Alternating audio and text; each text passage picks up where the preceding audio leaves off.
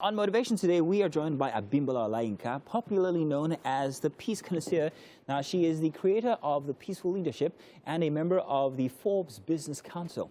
Today, our discussion with her will be centered around peace at home. Abimbola, you are welcome. Good to have you here.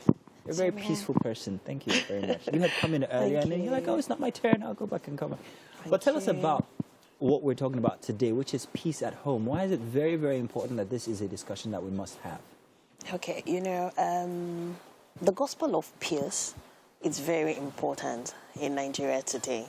So last week we had the discussion around inner peace, because who you are is a representation of who you will be in every expression of life. Who you are at home is who you will be at work, even with your friends in your social circle. So now, preaching about peace at home is very important, because as a father, as a mother, whatever you express in the four walls of your home is what your children would absorb. Nice, interesting. So under your family climate, it is very important to have peace. A peaceful father and a peaceful mother would raise peaceful children. So we're connecting inner peace the way it affects the peace of the world. So that was why we started with inner peace, who you are and what you manifest at home. You can see what is happening in the society today. Yeah, I was going to talk about that. I mean, we live in a country where everybody's so angst up, things are not really going the way they should. Can this be attributed to the fact that in our little units at home, that perhaps maybe it's not all well altogether? Absolutely. There's chaos in the society today because there's chaos at home. I would like you to understand that the family is the production house of the society. True. So it is what we're chunking to the society that the society is giving back to us. So I usually tell clients and parents that as you're pointing fingers at the leaders, remember to... Absolutely. Okay. So we have to be intentional about raising peaceful, deliberate, emotional, intelligent children for the future we desire to see. All right. Let's get intentional about expressing how intentional we should be. How exactly should we go about this at home? When you say peace, it's not just about compromising all the time to whatever your partner says or for the sake of the kids. You also have to note that there must be some sort of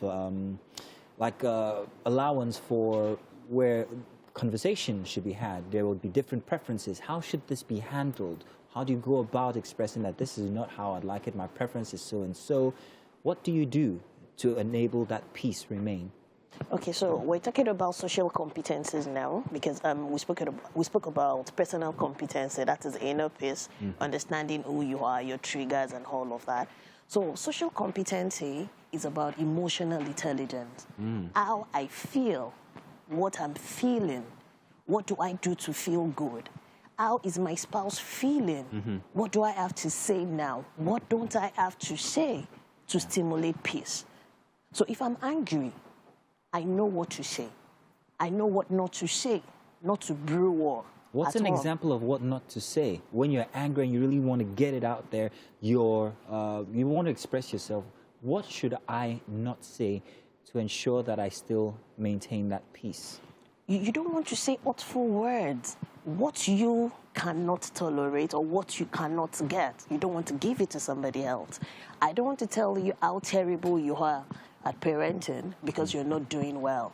There are better words I can use. There are conversations we should have. And that is why it's very important for parents, before you become a parent, your couples to have conversations. You want to know your values. Our values to align so that there will be peace at home. So all these conversations, we need to have them before we decide to get married, because those are the issues we have at home. So perhaps you didn't have that, then you have to be emotionally intelligent to know what to say. Like I said, I know you're very hot-tempered, for crying out loud, and I would like to pass a message to you. But I'm already seeing the cues. Your eyes are turning red, you're shaking and all of that. I could just say, Ernie, I'm sorry. I don't want us to have this discussion now. But you can only do that if you have if your level of emotional intelligence competence is actually very high. Nice. Because it's pretty difficult to maintain peace when you're upset. So that's why we say you have to equip yourself with emotional intelligence tools. We can live peacefully. Yeah, now that's one aspect. being a very rebellious child, I know that the most tumultuous years for parents are the teenage years of their kids. How do you maintain peace then? You have connection. It's very key. Know your child. Raise the child in front of you, not the child you have in your head.